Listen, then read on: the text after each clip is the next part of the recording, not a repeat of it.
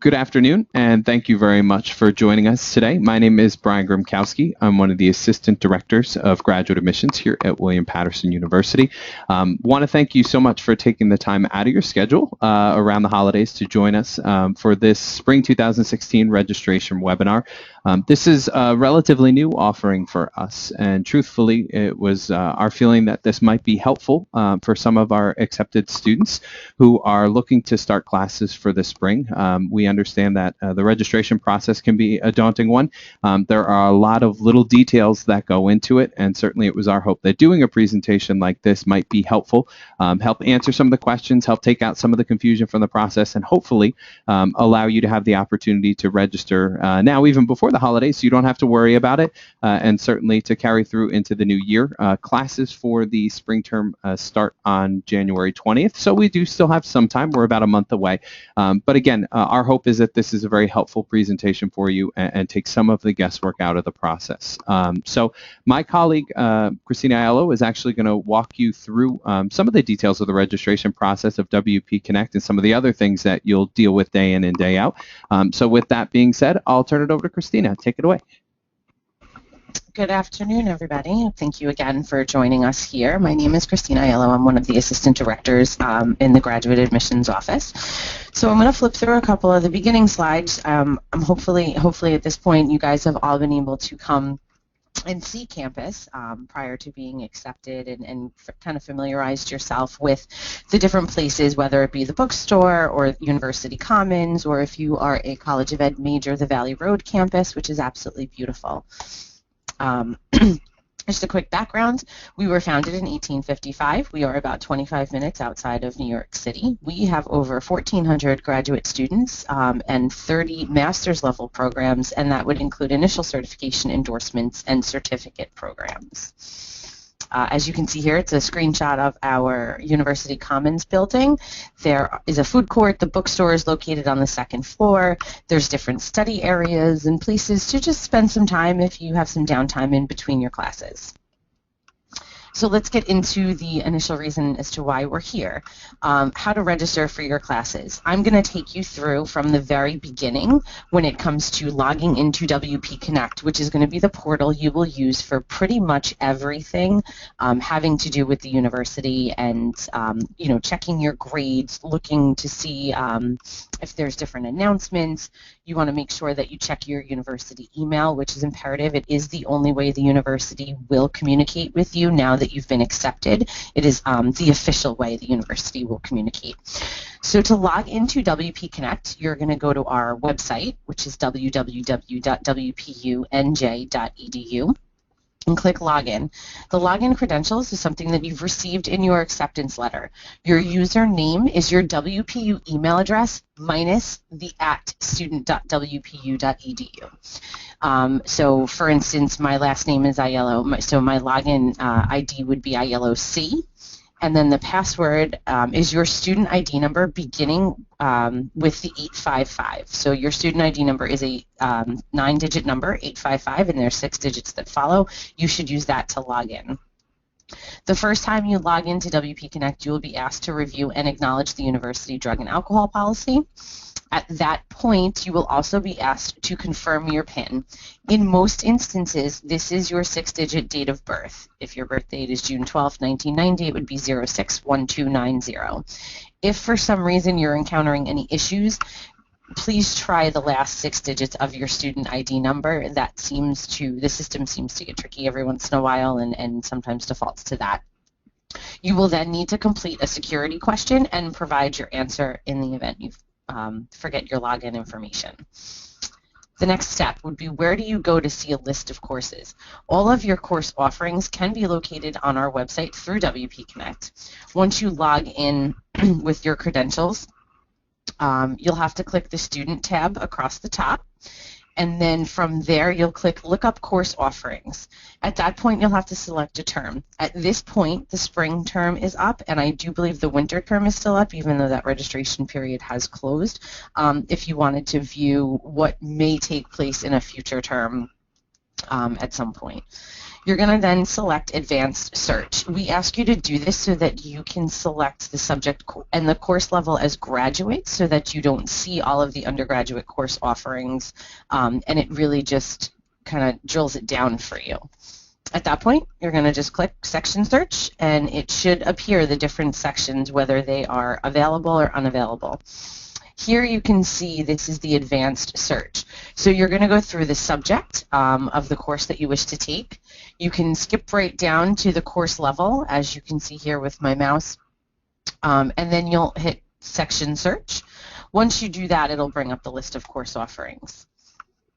Moving forward, on the lookup classes to add page, please note, when you add a course, there may be some codes that you encounter, whether it's prior to adding the course or when you're just kind of looking around. And the codes are as follows. The common ones here are NR, not allowed for registration.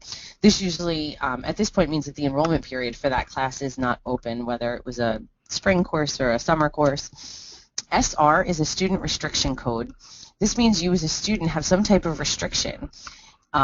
It could be your student status, it could be your academic standing, there could be a hold on your account, whether it be the library or student enrollment services or graduate admissions here. That's going to prevent you from enrolling in classes. The C notation is a closed class, meaning that section has no seats available for that particular class, that particular term. Online, these courses are held online using the technology Blackboard. It will not meet in person in class. Every once in a while, a professor will ask that you meet maybe once throughout the semester, whether it be in the beginning and the end. But again, that's pretty much up to the professor. 99.9% of the online courses are fully online. A hybrid course is a combined course between the online technology and in-person class meetings. So again, at this point, you may be asked to meet on campus or meet with your professor for some type of advisement or to review, maybe your papers and whatnot. Moving down, the CRN number is your course registration number. It will always be a 5-digit number, and it's going to need to be used for registration. If you click the Add Drop page, it will ask you for a CRN number for the course. Don't mistake it for a management course that could be MGT, 4040. You want to make sure that when you're registering, you are using the CRN number designated for that class. As you can see below, the MBA 6160-70 is Organizational Behavior and Communication. So that is different from the CRN number that I previously discussed. You can see here, this is how you would add a class. If you look at the top, it's going to give you the explanation of the codes that I just went through with you. And here there's little boxes. As you can see, one of the MBA courses on this page was closed, so there's a C indicator there. And the other boxes you would click if you wanted to add that to your course register. In the next column is the CRN number. 12814 is for that course that I had clicked. That would be the number you'd use if you just directly went to add courses. So understanding the screen a little bit better, and again, I can flip back to the previous slide later in the presentation if you need me to go over something again. The days of the week: Monday, Tuesday, Wednesday, Thursday, Friday, Saturday. As you can see, they're all indicated here. MTWR for Thursday, Friday is F, and S for Saturday.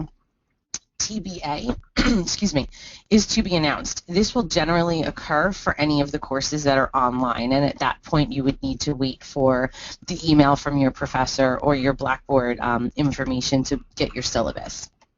CAP is a maximum course capacity. It's the number of students that are allotted for the class. ACT is the actual current students registered for that course. REM are the remaining seats available. WL is a waitlist cap. That's the waitlist capacity of what's possible. At this point, William Paterson has a waitlist capacity of 5 students per course. WLACT is waitlist spots actual, meaning how many actual spots have been taken already through the waitlist.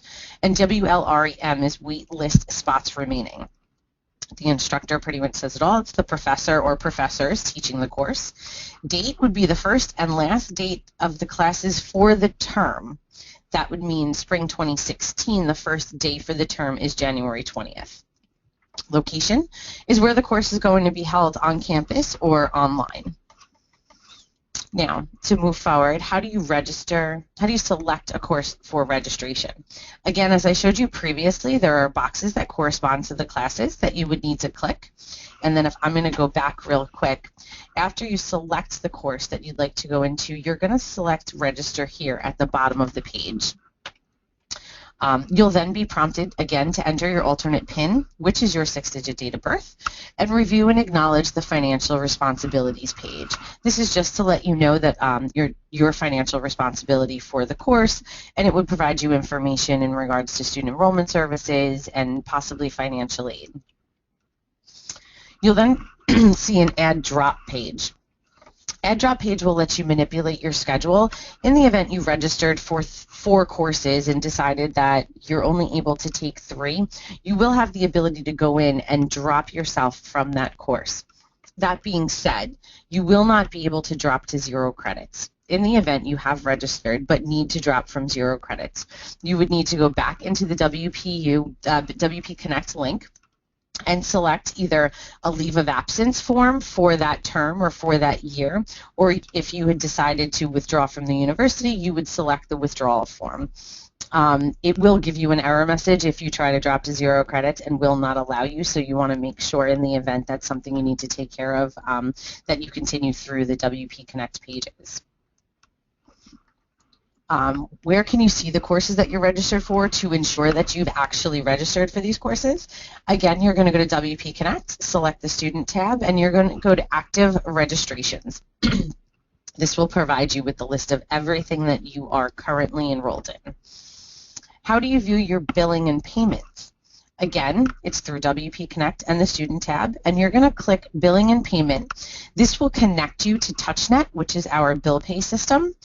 All billing and payment inquiries should be directed to the Office of Student Enrollment Services in the event you have any questions in regards to making payment or when payment is due, things like that. Again, I've done a screenshot here in the event you needed to add or drop a class. It'll show you here that there was a registration, and web dropped is what you would need to select in the event you wanted to drop that course. And it's pretty self-explanatory. If you go down to the bottom of the page, CRNs would be to add a different course.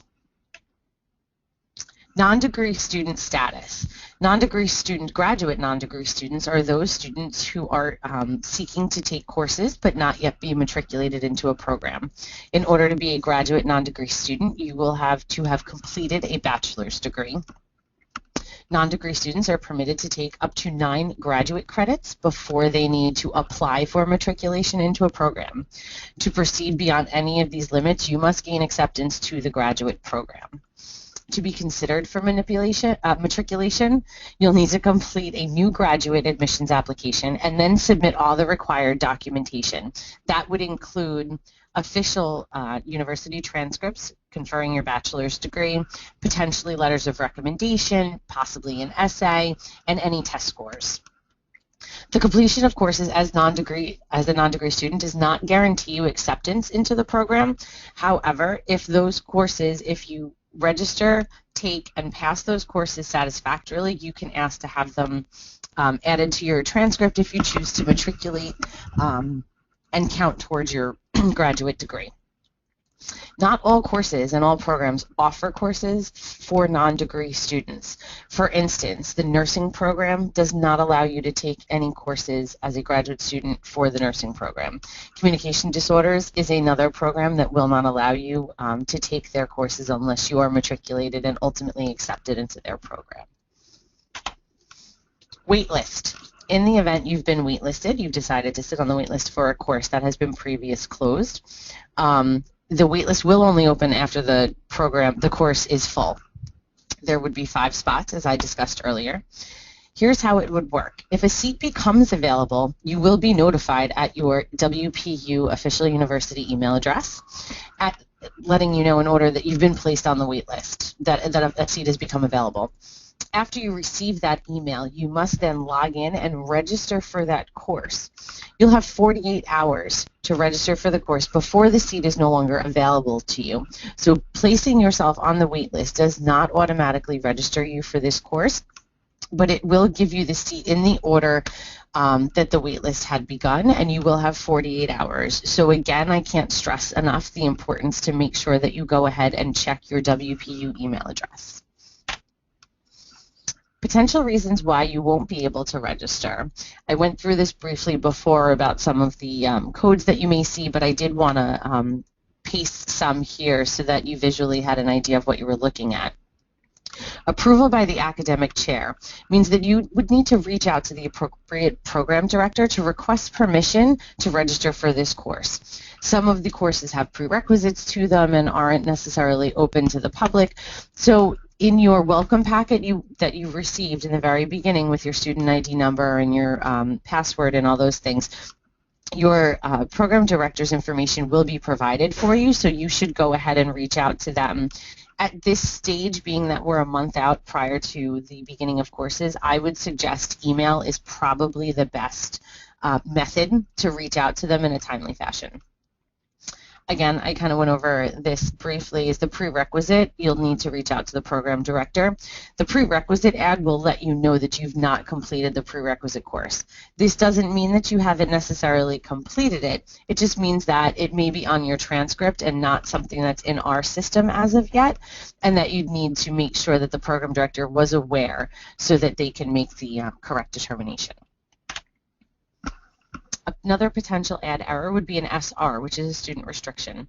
I went through this previously in the very beginning, but you can click the student tab and then click view holds for any information, any holds that may be on your account. Some of the ones that we see here, this top link, you can see it says select SR, which would be the student restriction. And as you look further down the page, you may not add or drop classes due to holds on your records. This will appear when you're attempting to register for courses.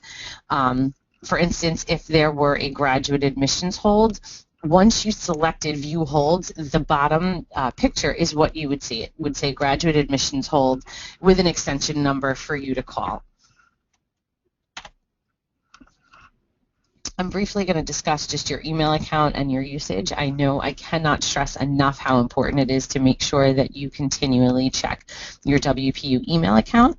It is, again, the official form of communication for all members of our community. Your login information, again, is your WP Connect. It will allow you to pay your bills, your grades, and other essential university services. I provided here just how you would go in and check your email address. Again, it's done through WP Connect, and there will be a tab that says email. Payment options. Payment options are another important page to go through. You can make payments through our TouchNet system, which is online, and that would be through WP Connect once you click billing. You are welcome to come in and make a cash payment at the Student Enrollment Services office. Their desk is located in Morrison Hall, which is entry 2 from Pompton Road. Check or money order, you're welcome to bring in a check or a money order, or you can mail it to the address below. Make sure if you are mailing a check that you provide your student ID number, only because we're going to need to figure out how to add that to your account. The e-check or the credit cards are things, again, that you can do through eBill, which is the TouchNet system. You can go directly to this link if you hadn't logged into WP Connect. And the last thing I wanted to go over is the tuition installment plan, the TIP plan. The university does offer an interest-free installment payment plan starting in the fall and spring and summer terms. Enrollment is quick. It's for authorized users only. And at this point, you would need to go ahead and check through the payment plan links, which I'm going to attempt to open here for you, and it'll say the payments and the enrollment dates and the due dates. So again, you should reach out to Student Enrollment Services should you want that as an option. And I just wanted to go over one more thing, and it's not on my slides, but it is extremely important. Since you are now an official WPU graduate student, you want to consider when you log into WP Connect signing up for the emergency alert system. The emergency alert system allows you to provide your cell phone number and I believe a home phone number to receive important updates about the university. In the event there's snow and the university has a delayed opening or has decided to close for the day. If there's a particular entrance on campus that's going to be closed due to construction or something like that, because we've got some amazing buildings going up on campus, you definitely want to be informed, and it is the official way of the university to to get in touch with you, so this way you don't have to log into the website to search the homepage to see if there's anything going on. I know we're going into the winter months, and this may be something that's beneficial to you. So you definitely, going through your WP Connect account, you want to go ahead and look to see how you can set up that service. In conclusion, I just wanted to give you some important contact information. The Graduate Admissions Office, we are here Monday through Friday from 8:30 to 4:30 p.m. As are all the offices located here. Enrollment Services, Student Enrollment Services does have a few late nights, as does the Registrar's Office, but you would need to contact them directly to find out which nights they would be available after the 4:30 office hour. So you can see there's an email address, there's a phone number there. I did want to let everybody know that our office will be closed for the holidays and through the new year beginning December 25th, and our offices will reopen January 4th at 8:30 a.m. Brian, I'm going to pass it back to you, and thank you very much. Thank you very much, Christina. Two things I want to point out. First, if you do have any questions, we'd ask that you take a moment now. You can type it into the chat box right there, and we'd be happy to address your questions. Secondly, I also want to make sure you're aware, if you did join us a bit late for the presentation, perhaps you missed a couple of the slides in the beginning. If you look right under the handout section there on the GoToWebinar screen, you'll see that the PowerPoint is there and is available for download. So if you want to download that, you can see some of those screenshots that Christina showed before. The step-by-steps are broken down, which might be helpful for you to refer back to. And then, of course, this last slide here, you've got our office's contact information as well. So certainly it's our hope that it would be helpful to have that on hand when you do go to sit down to register for classes if you haven't already. But that being said, it looks like, hopefully, we've answered most, if not all, of your questions. We will stick around for a couple minutes. If you do have any questions that pop up, again, just type them in the chat box. We're happy to walk you through it. But from everyone here in the Graduate Admissions Office, I want to thank you again for taking the time out of your busy schedule around the holidays to join us for the webinar. It's certainly our hope that this was very helpful for you, and we hope that everybody has a wonderful holiday break. Happy holidays, and have a wonderful new year. Thank you so much for joining us.